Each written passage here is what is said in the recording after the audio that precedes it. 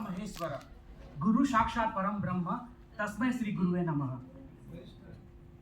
प्रथमे प्रणाम ब्रह्मरूपी सनातन देवक। आइए आप सबको नमस्कार जनाते हुए आप सबके श्री चरणों में झुकते हुए हम असम की तरफ से आप सबका हार्दिक अभिनंदन एवं स्वागत करते हैं। सर्वप्रथम असम की परंपरा के अनुसार हम जब किसी का स्वागत और सत्कार करते हैं तो उन्हें एक फूलन गामूछा और पान तंबुल देकर उसका स्वागत और सत्कार करते हैं। यह हमारी संस्कृति है। हमारी संस्कृति कहती है अतिथि देवो भव, मातृ पितृ देवो भव, गुरु देवो भव। इसी संस्कृति और परंपरा को मानते हुए हमारा असम इस कार्य पर और इस संस्कृति को आगे बढ़ाते हुए चलता आया है। आइए हम सब अपने अपने इष्ट देवता को नमन करते हुए अपने भारत की संस्कृति प्रार्थना द्वारा हम आज के इस कार्यक्रम का शुरुआत करते हैं। সকলোকে অসমলৈ স্বাগতম।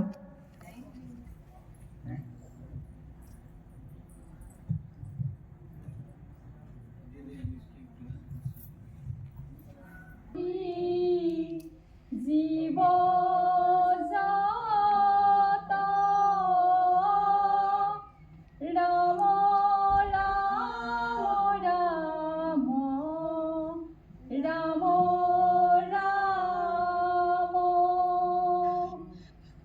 ব্ৰহ্মৰ্য্য মাজে আশ্ৰয় ঘুমতি যায় তুমিহে সত্যৰ সনাতন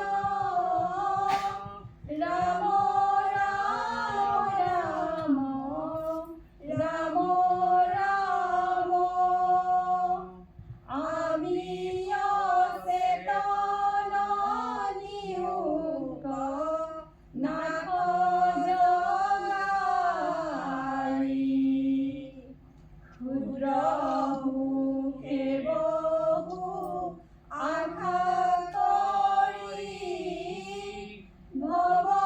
ভৱগোপে জীৱ আছে পৰি কালৰ সৰ্পে donkey হৰাইল চেতনতাৰ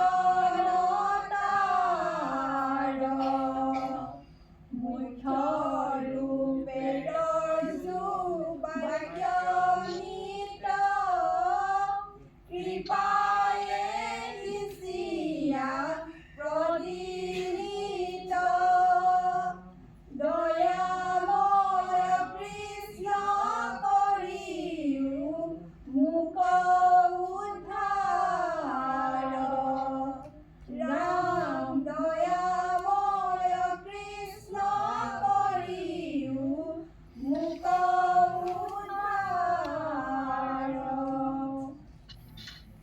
Ram Ram. Reverse and blue hills. Assam को लाल नदी और नीली पहाड़ का स्थान कहा जाता है। असम उत्तर पूर्वांचल के 8 राज्यों के बीच एक विशिष्ट राज्य है। इसकी संस्कृति और इसकी परंपरा सदियों से चलती आई है। ऐसा माना जाता है कि प्राचीन काल में असम जो था उत्तर पूर्वांचल का एक हृदय कहा जाता था। आज भी असम को हम एक हृदय राज्य के रूप में उत्तर पूर्वांचल का मानते हैं। हमारी संस्कृति में श्री अरविंद जी कहते हैं कि संस्कृति एक समुदाय की आत्मा होती है जो उनके विचारों, मूल्यों और परंपराओं को दर्शाती है। अगर हम अपनी संस्कृति को छोड़ देंगे तो हम अपना जितना भी हम विकास करें वह ध्वंसात्मक होगा। यानी कि विकास संस्कृति के बिना नहीं हो सकती है। ये हमारी परंपरा है, हमारा रीति है और ये हमारे हृदय में बसा आया सदियों परंपराओं की एक ऋषि मुनियों की एक देन है। तो हम अब सबसे पहले आपका फिर से हम स्वागत करेंगे हमारे असम में। आप सबका बहुत बहुत स्वागत है। अपना সকলোকে আমি নমস্কাৰ জনাইছো। নমস্কাৰ।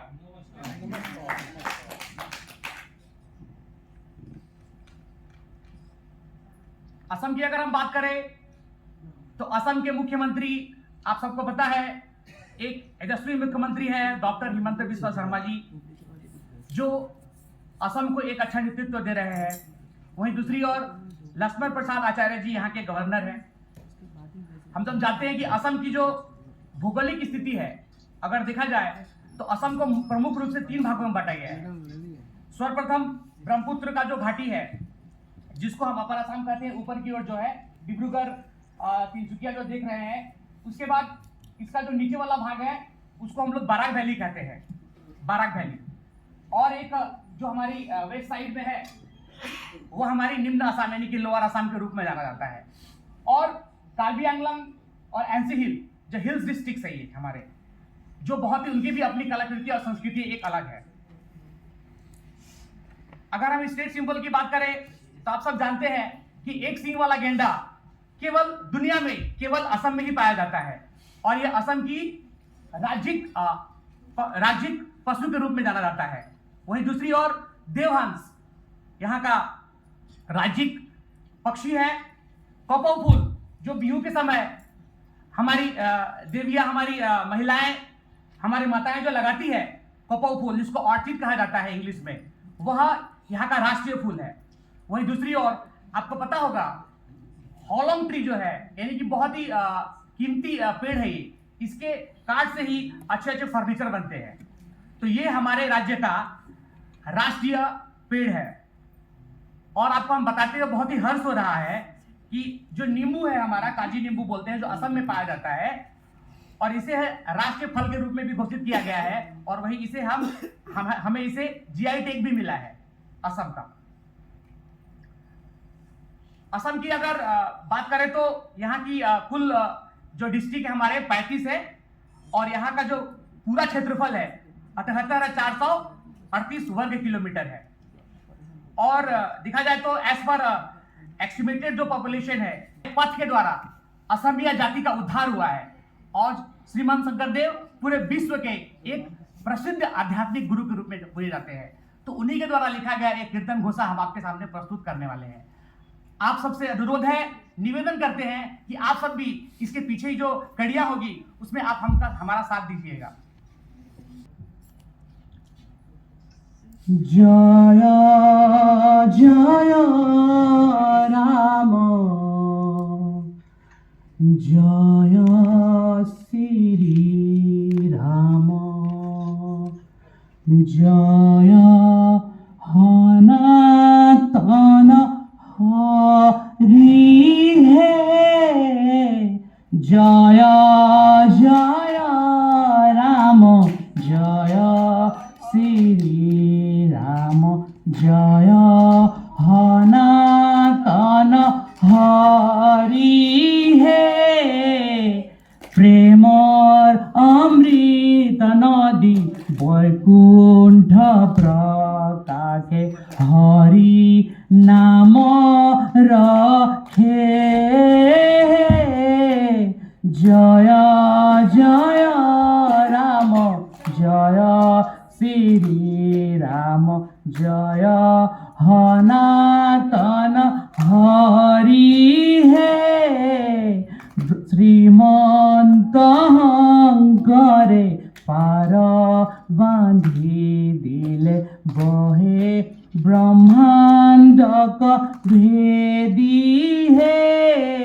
बोले जय जय राम श्री राम जय सनातन हरि है चारि पुरुषार्थ ताहार निजरा हरि नामे मूल धारा है जय जय राम जय श्री राम जय सनातन हरि है हरि भक्ति दान दिया जगत तारिला हंकार हिंदू है जय जय राम जय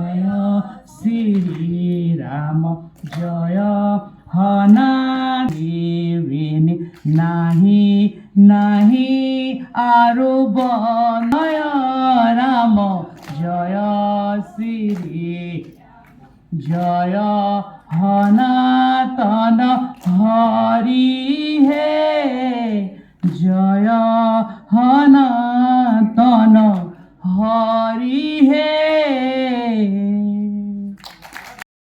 জনগোষ্ঠীক একেখন মঞ্চতে একতাৰ ডোলেৰে বান্ধি ৰাখিছে বিহুৱে। বিহু বৰ অসমৰ সমন্বয়ৰ সেতু। वॉल्यूम बढ़ाइए।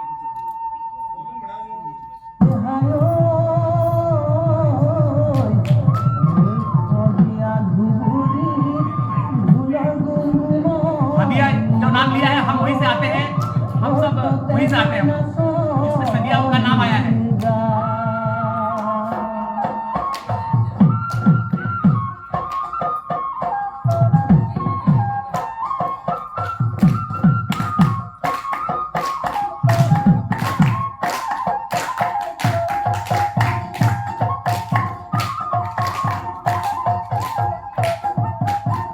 साउंड बढ़ाइए, साउंड वॉल्यूम।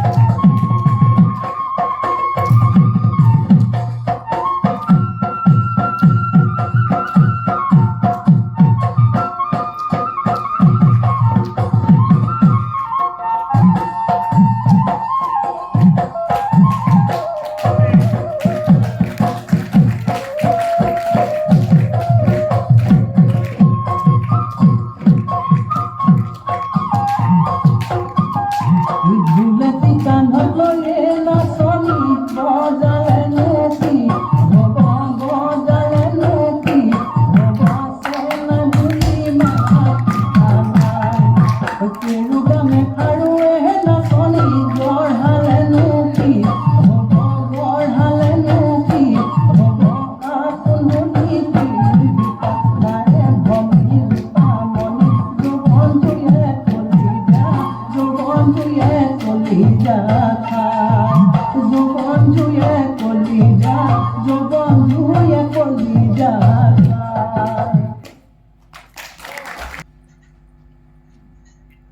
Sound sound.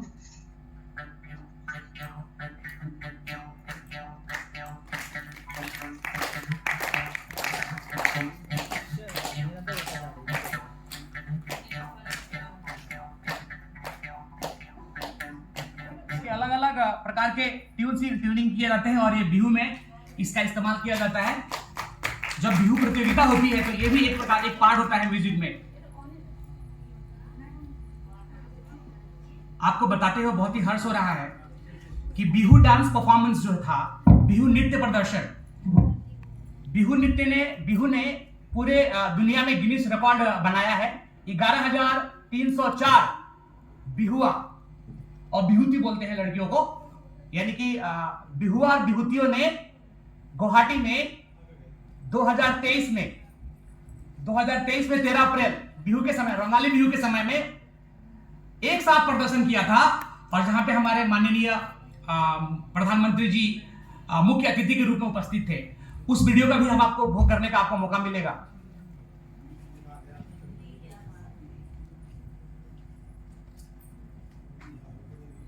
ये रहा, इसमें एक वीडियो है, बाद में हम आपको प्ले करेंगे उसको। असम का नाम ऐसा कहा जाता है कि समुद्रगुप्त मौर्य जो हुए थे 34 शताब्दी में, 4th सेंचुरीज में, तब से उसके जो नाम है इलाहाबाद जो पिलर है वहां पर इसका उल्लेख मिलता है। तो असम का जो इतिहास है बहुत ही प्राचीन है। इसके जो प्राचीन नाम है इसको प्रागज्योतिषपुर कहा जाता था और समुद्रगुप्त के जो पिलर है उस पे इसका उल्लेख मिलता है प्रागज्योतिषपुर और कामरूप का। तो इसकी स्ट्रक्चर ऐसे रही है। सबसे तो पहले प्राचीन काल में यहाँ पर बहुत सारे चंद्रगुप्त मौर्य के बाद राजा हुए, उसके बाद उन्होंने शासन किया। उसके बाद सीधे हम आते हैं आपके 1800, उसके बाद मुगलों ने मुगल हमारे यहाँ पर आक्रमण कर ही नहीं पाए, क्योंकि मुगलों की शासन यहाँ पर हो नहीं पाई, क्योंकि एक योद्धा बैठा था वहां पर, मतलब बता सकते हैं उसका नाम आप लोग? अंदर घुसने ही नहीं दिया। उसके बारे में बात करेंगे हम लोग। तो मुगलों का शासन रहा नहीं। फिर 1826 में एडाऊ सिंधी के तहत जब हमारे अंग्रेजों का वहां पर शासन शुरू हुआ, तो अंग्रेजों ने क्या किया, बर्मा और असम के बीच युद्ध हो रहा था। तो अंग्रेजों ने देखा, उन्होंने असमीज को बोला, हमको बोला कि आप हमारे साथ समझौता कर लीजिए, हम बर्मा के साथ आपका युद्ध करेंगे और आपकी रक्षा करेंगे। ऐसा किया, और जब हम युद्ध जीत गए तो अंग्रेज हमारे यहाँ पर एक शर्त रखी कि हम युद्ध लड़ेंगे, लेकिन आपको हमें आपकी जमीन देनी पड़ेगी, आपके यहाँ हम रहेंगे। तब से 1826 एडाबू सिंधी के बाद असम में अंग्रेज आ गए। उसके बाद स्वतंत्रता काल की बात करें तो महात्मा गांधी भी वहां पर 1936 में वहां पे गए थे, जहां पे उन्होंने बुनियादी शिक्षा की नींव रखी थी। इसके पूर्व हमारे स्वतंत्रता संग्राम में बहुत सारे योद्धा हुए, जैसे कि हमारे योद्धा हुए कुशल कुंवर, कनकलता, जिनके द्वारा असम को स्वतंत्रता प्राप्त हुई और 26 जनवरी 1950 को असम को एक राज्य घोषित किया गया। लेकिन आपको पता है तब नेफा एक साथ था। नेफा राज्य हमारा असम का एक ही साथ था, उसमें से मिजोरम, त्रिपुरा अलग नहीं हुए थे, वो 74 में अलग हुए। तो इस प्रकार हमारे असम की जो हिस्ट्री है, असम का जो गठन हुआ, ये रहा हमारे योद्धा लाचित बोरफुकन। औरंगजेब के नेतृत्व में राम सिंह नाम का सेनापति दिल्ली में चला था असम पे राज करने के लिए।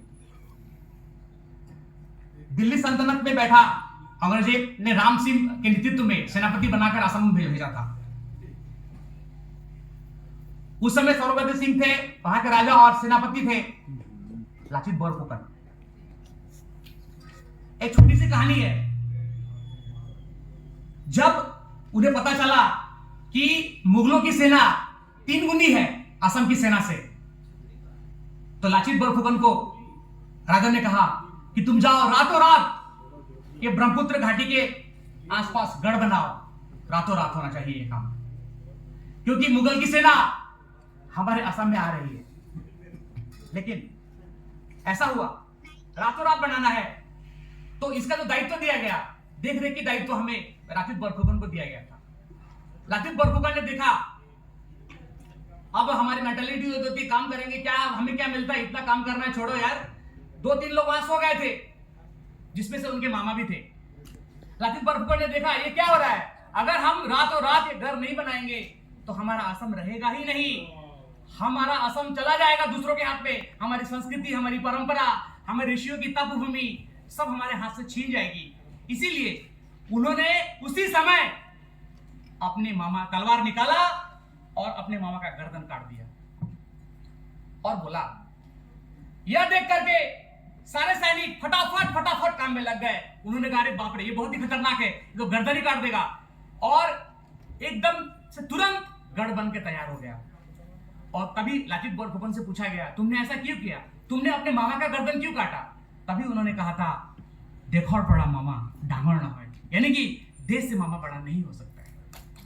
तो एक बार वीर लाचित का जोरदार ताली। सबको पता होगा नेशनल डिफेंस एकेडमी हेडक्वार्टर पर इनका ही स्टैचू लगा है, क्योंकि यह वीर योद्धा के एक सिंबल है, वीर योद्धा के रूप में जाना जाता है। इसके बाद हम आते हैं अहोम किंगडम यानी कि 1826 के पहले अहोम किंगडम ने वहां पे राज किया था, और जिसके फाउंडर हुए थे ताई सुकाफा। इन्हें सुकाफा के नाम पर असम दिवस भी हम मनाते हैं। और ये असम दिवस में ताई अहोम के जो लोग हैं या पूरे असम के लोग हैं इस दिवस को मनाते हैं। तो अहोम किंगडम में जो हम फाउंडर थे, संस्थापक थे, वो है सुकाफा। आप लोगों को पता ही होगा ये क्या है, बताइए आप। माजुली कोई गया है क्या माजुली? कितने लोग गए हैं? दुनिया में ब्रह्मपुत्र एक ऐसा रिवर आइलैंड है, सबसे बड़ा रिवर आइलैंड, और ये अब तक है। एरोजन्स होने के बावजूद भी सबसे बड़ा और सबसे छोटा दोनों असम में ही है। इसकी विशेषता जानते हैं क्या है? श्रीमंत शंकर देव को जब कहा गया कि आप इस तरह से आध्यात्मिकता को नहीं फैला सकते, आप अपने तरीके से एक ब्रह्म एक ईश्वर की पूजा नहीं कर सकते, तो वह चलते चलते जाकर के माजुली में बसे थे और माजुली में जाकर के उन्होंने सत्र की स्थापना की थी। सत्र एक कल्चरल एंड एजुकेशनल इंस्टीट्यूशन है, कल्चरल एंड एजुकेशनल इंस्टीट्यूशन है आसाम में सत्र, जहां पर श्रीमंत शंकरदेव ने केवल शिक्षा ही नहीं दी बल्कि वाद्य यंत्र, म्यूजिकल इंस्ट्रूमेंट की शिक्षा, शास्त्रों की शिक्षा, संगीत की शिक्षा, भावना, नाटक अलग अलग तरीके से पेश किया उन्होंने। और ये सब हमें एक ही तरफ ले जाते थे कि हम अपने इष्ट अपने ईश्वर को नहीं भूलना चाहिए। ये जितने भी तरीके उन्होंने दिए हैं वो सब हमें एक ब्रह्म की पूजा करने, एक ब्रह्म की उपासना के लिए दिया है। और वो कहते थे कि भारत एक ऐसा देश है जहां आध्यात्मिकता बसती है। अगर भारत नहीं रहेगा तो विश्व ही नहीं रहेगा, क्योंकि हमारी सबसे बड़ी शक्ति और ताकत हमारी आध्यात्मिकता ही है। और इसी पर आधार करके उन्होंने जो भगवत गीता है उनको छोटे स्वर्गदेव सिंह ने उन्हें एक बार बुलाया था और पूछा था, शंकरदेव तुम तो महाभारत गीता की बात करते हो, लोगों को तो समझ में नहीं आता है, क्या हम जो तामुल खाते हैं ना तो ऐसा ऐसा फूट के खाते हैं, एक डिब्बा होता है। उन्होंने बोला था तुम ऐसा एक रामायण बनाओ कि इस डिब्बे में उसे भर दिया जाए, इतना छोटा सा बनाओ। तब उन्होंने ब्रजावली भाषा में गीता बनाई है, जो छोटे सी किताब में मिलती है, गीत माला भी है, उसमें बहुत सारे गाने हैं और वह पढ़ करके लोगों को अच्छी तरह से समझ में आ जाता है। एक ऐसी और विशेषता है, उनके गुरु थे, उनके गुरु का नाम था कंदली। उन्होंने महेंद्र कंदली, उन्होंने जब गुरुकुल में उनकी मां ले गई थी, उनकी मां नहीं थी, उनकी दादी जब उनको ले गई गुरुकुल में, तो पहले ही दिन उन्होंने केवल व्यंजन वर्ण से ही एक कविता लिख दी थी, करतल नयन नयन तल कमल, आप नेट में मारेंगे तो मिल जाएगा।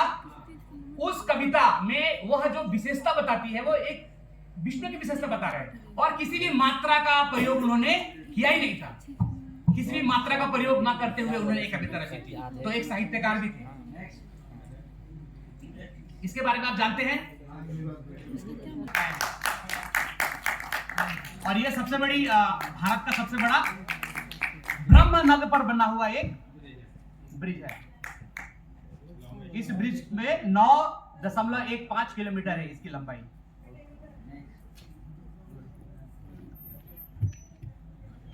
Famous places of the Assam is Kareng घर, तलातल घर, ये बहुत ही फेमस है, शिवसागर में है। ये सुकाफा जो आहम किंगडम है उसकी राजधानी हुआ करती थी यहाँ पर, और वहाँ के स्ट्रेस अवशेष वहाँ पे मिलते हैं।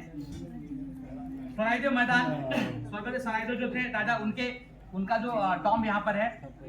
रंगघर, यहाँ से राजा बैठ करके रंगाली बिहू और इत्यादि खेल का यहाँ पे वो आनंद लेते थे। शिव ढोल और जयसागर शिव, ये सब टैंक भी हमारे शिव सागर में ही है, जो उस समय राजाओं ने बनवाया था, जो हमें हमारी संस्कृति और परंपरा को दर्शाती है। कामाख्या टेम्पल के बारे में आप सबको पता ही है। कामाख्या टेम्पल के बारे में संदीप सर ने अच्छी तरह से बता दिया है, इसे बताने की आवश्यकता नहीं है। यह एक क्या है, शक्ति पीठ है। हमारे असम में ना टेक्सटाइल डिजाइनर होते हैं। अगर बात ये मैं कहता हूं तो लोगों को विश्वास नहीं होता। मिसिंग कम्युनिटीज और असमीज कम्युनिटी के लोग हेवाल खुशी जो आप मारिएगा नेट में तो निकलेगा, तो 6 सिटी ऑफ असम है। यहाँ पे सबसे पहले प्राचीन काल में ही सिल्क साड़ियाँ बनाई जाती थी, कपड़े बनाए जाते थे, और वो अपने घर में बनाते थे। तो हम ये नहीं कहते कि हमें टेक्सटाइल डिजाइनर की जरूरत है। टेक्सटाइल जो डिजाइनर होते हैं, जो हम पढ़ लिख के बनते हैं, लेकिन हमारे कम्युनिटी में पहले से ही है। तो सिल्क सिटी विजिट, यहाँ पे आपको सिल्क मुगा, प्योर मुगा का वो कपड़ा मिलेगा। ये तो आप लोगों ने सब देखा ही है। कहां पर ये? नौगांव में है। और इसकी सब विशेषता क्या है? इसकी विशेषता क्या है? यह क्या है? आप पढ़ सकते हैं ना आपको।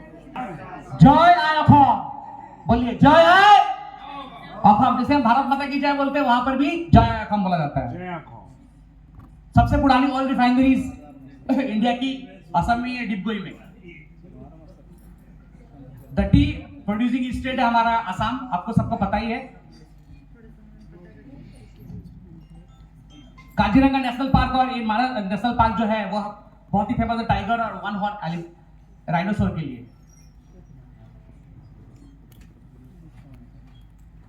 अभी चलिए हम जो मैंने मिसिंग जनजाति के बारे में बात किया, जनगोष्ठी के बारे में, वो टेक्सटाइलर भी है और गुड डांसर भी है। Let us enjoy there dance. आप Joyakom! Mising is the second largest tribe of Assam. The Mising people traditionally live near river, so they are sometimes referred to as a riverine tribe. Mising people are known for their unique culture, weaving tradition and festival like Aliyah Ligang. The dance form of Mising is Gumrak. आइए आप सभी को गुमराग नृत्य की कुछ झलक दिखलाते हैं।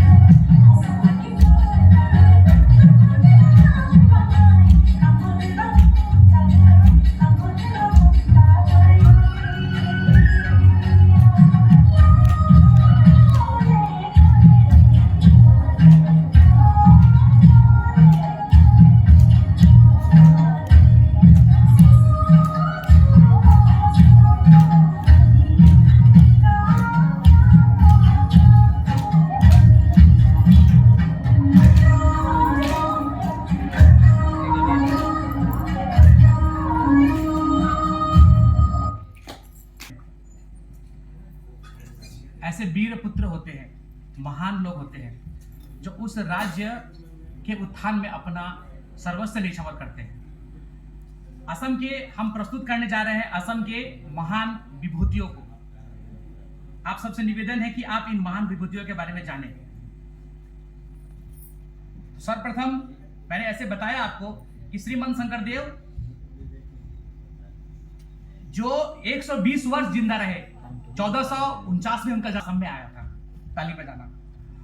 भक्ति काल के वो रहे और एक भक्ति द्वारा उन्होंने एक शरण नाम धर्म ऐसा बताया कि ईश्वर एक ही है और उसकी उपासना करेंगे, और इस उपासना और ईश्वर के बिना कोई भी देश आगे नहीं बढ़ सकता। कला गुरु, इनका नाम भी है कला गुरु विष्णु प्रसाद राभा, जो डांस, म्यूजिक, गाने सभी प्रकार की चीजों उन्होंने असम को दी है। ज्योति प्रसाद अग्रवाला, नाम अग्रवाला है, ये ऐसा है, इनके पूर्वज हरियाणा के हिसार के हरियाणा से आए थे असम में, और असम में वो बस गए, और उन्हें रूप कुंवर भी कहा जाता है, यानी कि अनेक प्रकार के उनके रूप हैं। वो एक कवि भी हैं, एक ड्रामेटिस्ट भी हैं, एक सिंगर भी हैं, एक साहित्यकार भी हैं। और इनके बारे में तो कौन नहीं जानता, doctor Bhupen Hazarika sir, Sandeep sir ने अभी बताया उनके बारे में, क्या वो भारत हमारे खुदा कंठ भी कहा जाता है असम में उनको, वो हमारे भारत रत्न है। वो केवल असमी जी नहीं बल्कि हिंदी फिल्मों में और हिंदी गाने भी गाते थे। एक दो लाइन संदीप सर ने गाकर दिखाया था। बामनी रसम गोस्वामी, नीलमणि फुकन और वीरेंद्र कुमार भट्टाचार्य, इनको भी ज्ञानपीठ अवार्ड मिला था। साहित्य के क्षेत्र में इनके बहुत सारे कविताएं और रचनाएं और साहित्य हमारे पढ़ने के लिए उपलब्ध है। ये आदमी जो है, आप सब लोग जानते हैं क्या इसको? नहीं। हेलो हेलो नमस्कार नमस्कार। आप सबसे मैं पूछना चाहता हूं, ये इसके बारे में आप सब जानते हैं क्या? अगर जानते हैं तो मैं नहीं बताऊंगा। पता ही ये आदमी इसको क्या कहा जाता है? The forest man of India है। इन्होंने पेड़ नहीं लगाए, जंगल ही बना दिए हैं। इन्होंने जंगल ही बनाया इन्होंने। और इनका ऐसा विश्वास है, वो घर में रहते थे और हमेशा उन्होंने अपना जीवन जो है जंगल में व्यतीत किया। और वो लोगों से कहते थे कि तुम रोज एक पेड़ लगाओ और उसकी देखभाल करो। उन्होंने पूरा जीवन पेड़ लगाकर उसकी देखभाल में बिताया और कई एकड़ उन्होंने पेड़ लगाए हैं। और इसीलिए उन्हें राष्ट्रपति के द्वारा उन्हें पद्मश्री अवार्ड और बाद में उन्हें एक उपाधि दी गई है, फॉरेस्ट मैन ऑफ इंडिया।